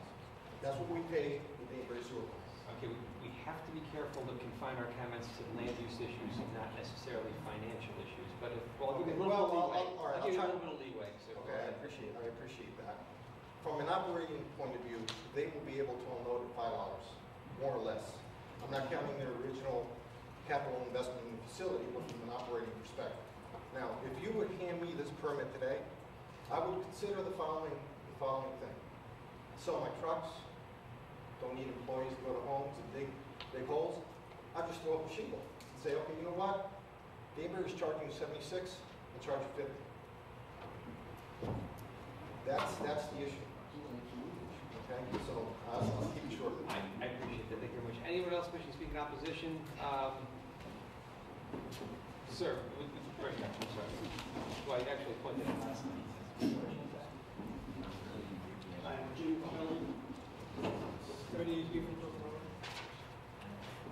Well, I'd like to just talk about this application. In 3 months we've been doing this. And in response to Mr. Coffey's first application in June, he presented no opportunity for odor control. And in that, in 3 months, we started to talk to him about negative pressure buildings, carbon filtration, all floating in an air. All of a sudden, he's getting light, you know? And I just, it's almost like we're saying to him, this is what you gotta do. And he's running it through. His first application says the most about Mr. Coffey's operation, that he wanted to come in quietly and build a horrendous treatment plant. It's getting better as the months go on. But it was the first application, and it was not acceptable. And he's now speaking about these other issues that we had raised. And as we go along, he's going to learn more and more about air filtration. And maybe in September we'll get a good answer from him. Thank you. Thank you. What? Oh, go ahead, Paul. We'll go over this. Also, fellow Virginia in place, Danbury, Chairman of the Commission. You know, on behalf of the city, it's easy to undercut a $76 fee when we're being forced to accept the product at a lower rate. I find this entire application disturbing to the experience. We're going to move forward shortly to examine this whole process. That has nothing to do with planning. I'll make that clear. So hopefully this will be the first and last application that we see like this. I don't want to see any more of this because it disturbs the entire system that we have set up with Veolia and the sewer system that's been built on the back of Danbury taxpayers for over 200 years. This is a parasitical operation, in my opinion. A couple of comments about the application I've heard this evening from Mr. Doe, the fans, the 3,000 and 2,000 CFM fans. I can't even begin to imagine the roar that's going to be coming off of that building. So I think it would be important to discuss discuss the noise that these machines are generating. I'd also like to know the condition, just for my own edification, the condition of the pipe that leads from the facility to the plant. That pipe was never designed for this kind of flow. And who's going to be responsible for fixing it if this kind of flow damages it? What's going to happen to the plant? Will the city be liable if the plant is down for their loss of income? How is that going to work? I'm not a big believer in remediation when it comes to smell. The New York City sewer plant in Harlem spent 15 years trying to get rid of the smell, and they were somewhat successful, but not completely. And that's New York City, and they've got billions of dollars spent on this kind of stuff. But let's just go a little blue sky here and assume for a moment that they can attenuate the smell or at least contain the smell inside the building. If you have ever driven behind one of these trucks on a hot day, you know the trucks themselves are odoriferous in the extreme. And if you are concentrating these trucks in one particular nexus, the smell from the trucks alone will be noticeable. Before they even enter the facility, the smells contained. I think that's got to be considered. There might even be something that the Planning Commission could recommend, or perhaps even insist on, that the trucks are washed before they, at an outside point before they come into the facility. So whatever's on the outside of those trucks, while those trucks are idling in the plant on a hot day like we've had in the last couple of weeks, does not affect the neighborhood. I know in my neighborhood on garbage day, which is on Monday, the trucks are going back and forth all through the Division Street, Linden Place, Street, Park Avenue area. And I jog, and I smell them before you see them. You smell them before you hear them. I would not want to live in a neighborhood, regardless of whether the plant itself smelled, that had a steady stream of these trucks coming into it. So regardless of what the applicant is claiming that they can do with smell remediation or attenuation, whatever they want to call it, negative pressure and all that kind of stuff, which to me leads to complications of noise and everything else. And frankly, I'm not that confident about the filter changes. I can see these filters clogging in these fans, injecting at a high rate of speed more smell than would normally waft out of the building with regular atmospheric pressure. I foresee some problems with the system, but assuming the system works as advertised, I think the exterior of the plant is going to smell pretty foully, at least several months of the year. Thank you.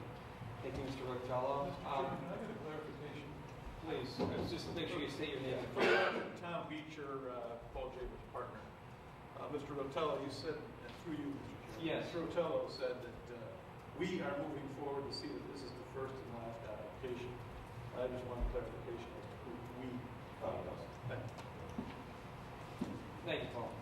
Yeah, we have to be careful we can find our comments to the application as submitted. I know you're getting sick of me saying it, but Responding to a comment from. gotcha.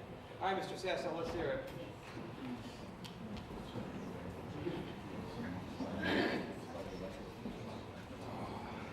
Good evening. My name is Mr. Sasa, and what I'd like to comment is last meeting, Mr. Jaber, one of his speech, it was that there's some other facility in the area that they create order and nobody say anything about it. Apparently this one, everybody is against it. Well, my comment there is, number one, I think we should improve, not deteriorate the situation. And the other thing is that from that comment, what I'm getting at is that if I read it between the line, some tells me that this is going to smell, but it's okay because the other facility, they smell also, so it's okay that this one is going to smell. He didn't physically say that, but that's my understanding. Now, I don't know who was the attorney or the law firm that represent the application for AWD approximately 25 years ago. I don't know, and I don't really want to know, but I'm sure that back then they said that it wasn't going to smell. Sure enough, 25 years later, we hear that it does smell. Even though the garbage does smell, no question about it, it does smell. But the garbage, it's pretty much picked up daily or weekly the most. So that is a lot of paper. We all know what garbage is. It's not like the sewage. And another comment that Mr. Jaber said it was that basically it's a similar idea. This vent and this negative pressure, similar idea to the vent that each house has, goes up to the roof, and it's working for years, and I don't see why it should work now. The point that I'm trying to make is this.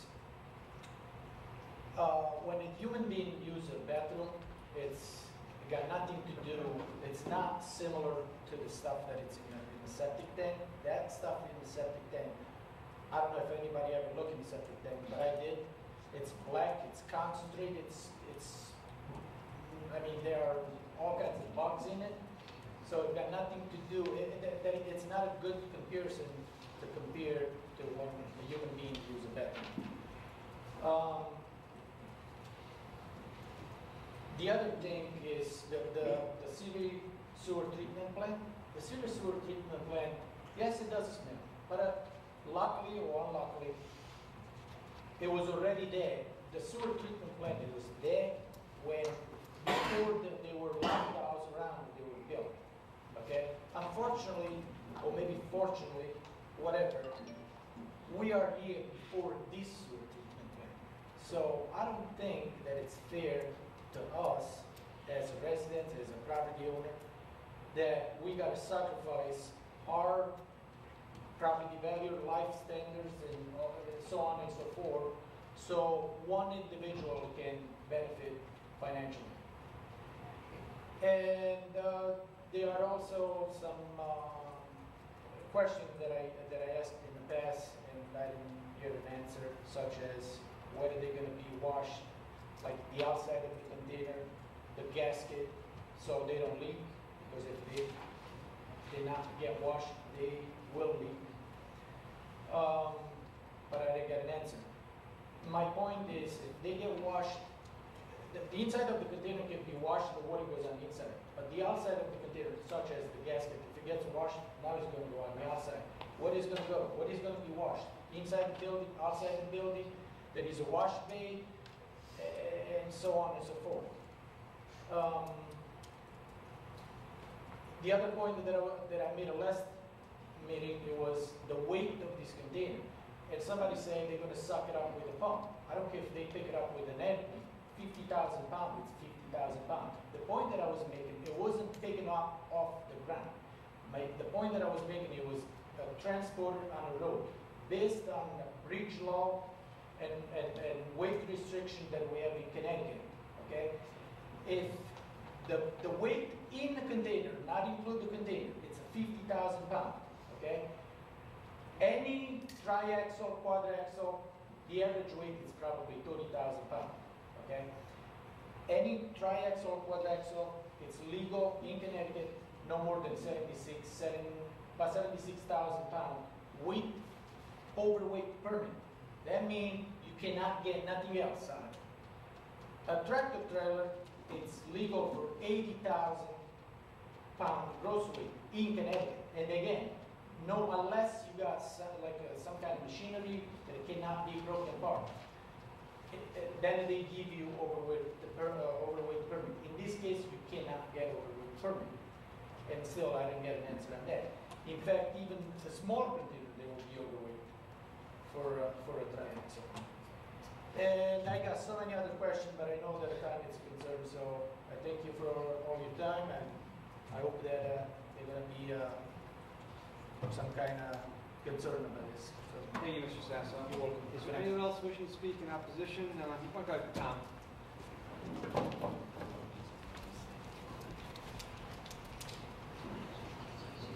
Mr. Chairman, and members of the commission, also want to thank you for indulgence in previous meetings, accepting written comments in the record when I was unable to attend. I do want to address what I heard that was in the record somewhat in the last meeting on behalf of the applicant stating, at least anecdotally, that there are facilities such as AWD and city sewage treatment facilities that do smell, and that there seems to be a lack of complaints, or failure people to complain, but that the complaints are concentrated as to this application. Well, as a councilman who represents the Fourth Ward, I can tell you, because those facilities are located in the ward I represent, that I receive calls and complaints about odors from those facilities, as well as issues of noise. Odor complaints and noise complaints are among the highest next to traffic. That being said, that begs some of the issues that some of the other people spoke about, as well as the applicant, with regard to odor controls. That in engaging in greater odor control or odor remediation, which is a very good thing, people have said this, that there are continually new engineering proposals here from developments to deal with odors, that brings along the commensurate possible increase in noise, fans, other equipment operating. It's somewhat like, and this is a very unengineering approach, but I think it sort of illustrates the point.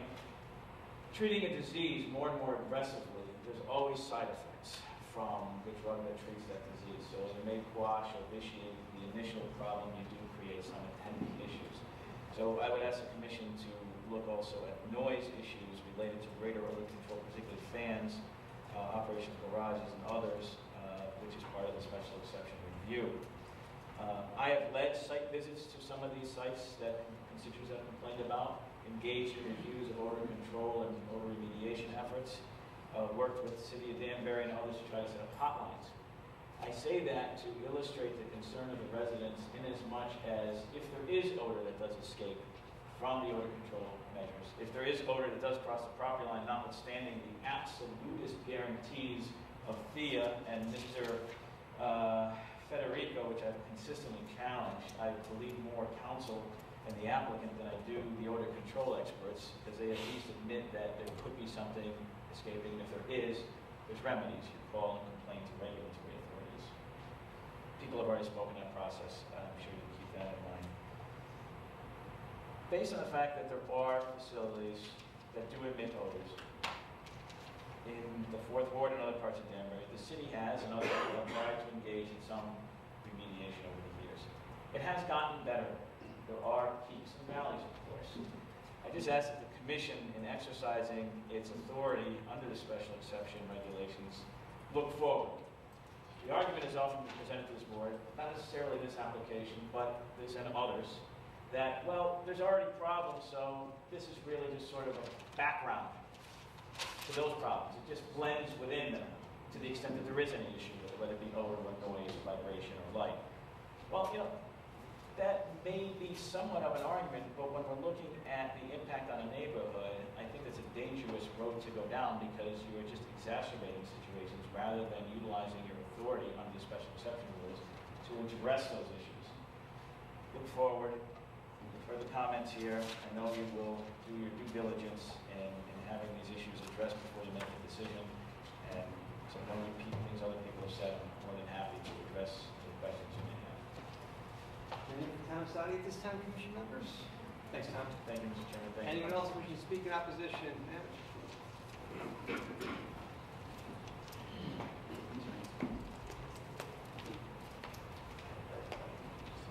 I'm Rhoda Sasso, 40 Middle School, Danbury.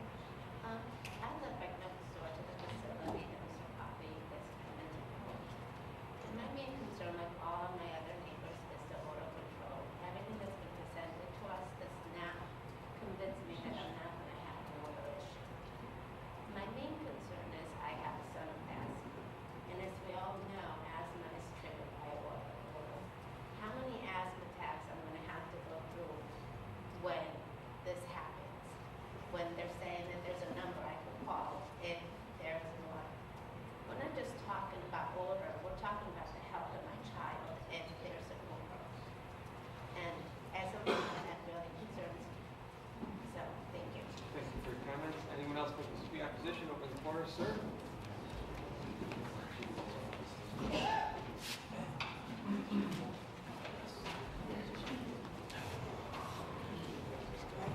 Good evening again. Dave Bone at 18 James Street, Danbury. I think most of the concerns I heard from last time were done in the checklist, and some of them were approved. Remember, you came up to me after the meeting, you asked for clarification on soil river drainage, and wrote it down. Still wasn't answered. I'm not satisfied with the answer about river protection, and this is a watershed in a community. A healthy river is a healthy community. And all I kept hearing was the concerns were echoed by the EIC, and you can see their spill control plan. I'm not satisfied with the answer. I want more elaboration on what the plan is. If there's going to be spills going down asphalt into the river. We will allow the applicant to respond to that if they choose to do so. Anyone else speaking in opposition to this application? Anyone else in opposition? Anyone else wishing to speak in opposition to this application? Sir.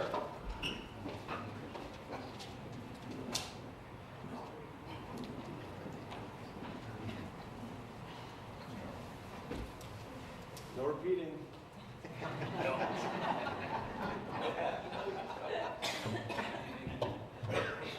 Two concerns, both addressed this evening. Your name, sir? Oh, I'm sorry, Phil Sorrell, 20 Oakwood Plain Road, Danbury, Connecticut.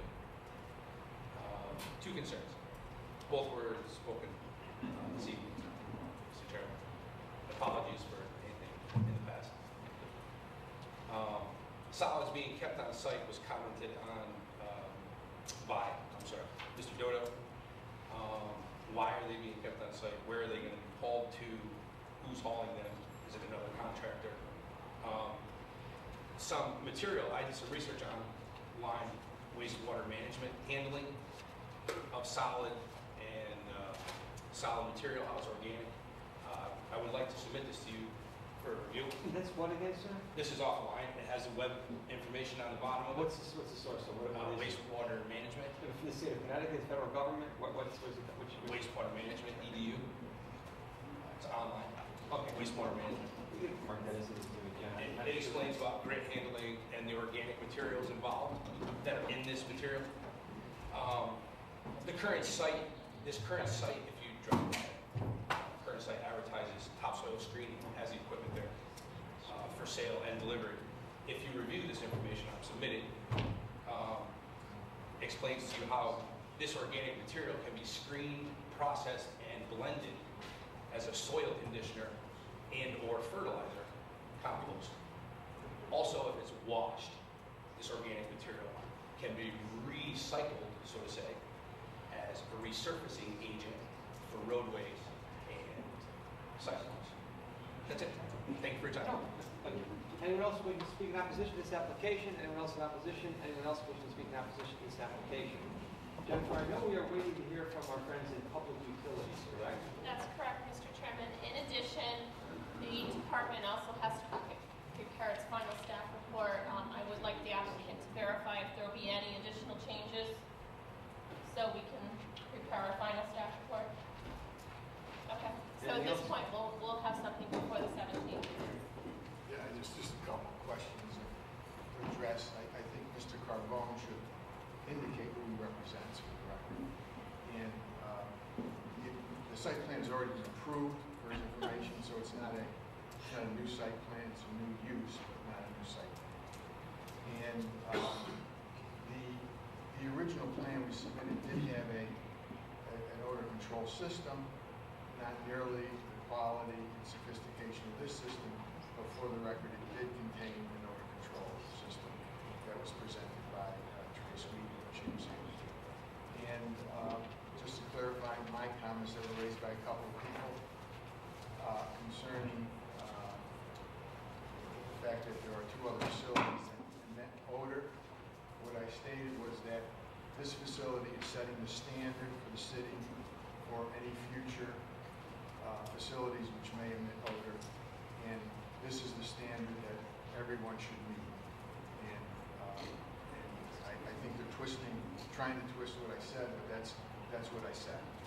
And I believe that to be the case, that this is the standard. Whether you believe it's going to work or not work, that's up to the individuals. We're doing the best we can to make it work, and anyone else coming in should meet that standard.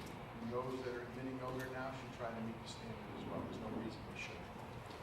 And lastly, the gentleman who wants further explanation on the spill control plan, he's not going to get it from us. He's going to have to read the report, and that's all we're respecting. Thank you, Attorney Jaber. Jennifer, anything, or? Yep. Commission members, one more time. A couple of follow-up questions from Ben. Thank you. It just came up with public comment. I just wanted to follow up. I don't think we talked about it before. It's something that crossed my mind. What is the DB, the exhaust fans when they're under full load? Excuse me, Joe?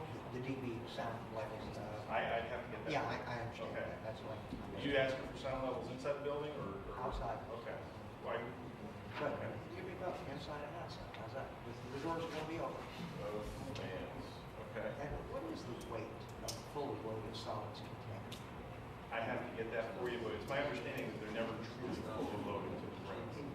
What's the potential? I'm gonna have to get that answer. Yeah, They won't be fully loaded. They can't be fully loaded. Yeah. The potential for what can be put in there. So that's the only real limitation. But I don't think, I seem to relate, like we addressed that once early on, but I don't recall. I don't remember being in the 50,000.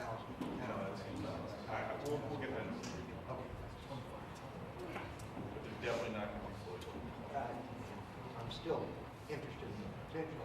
Okay. And in case you can't get them out, you got to keep loading, whatever.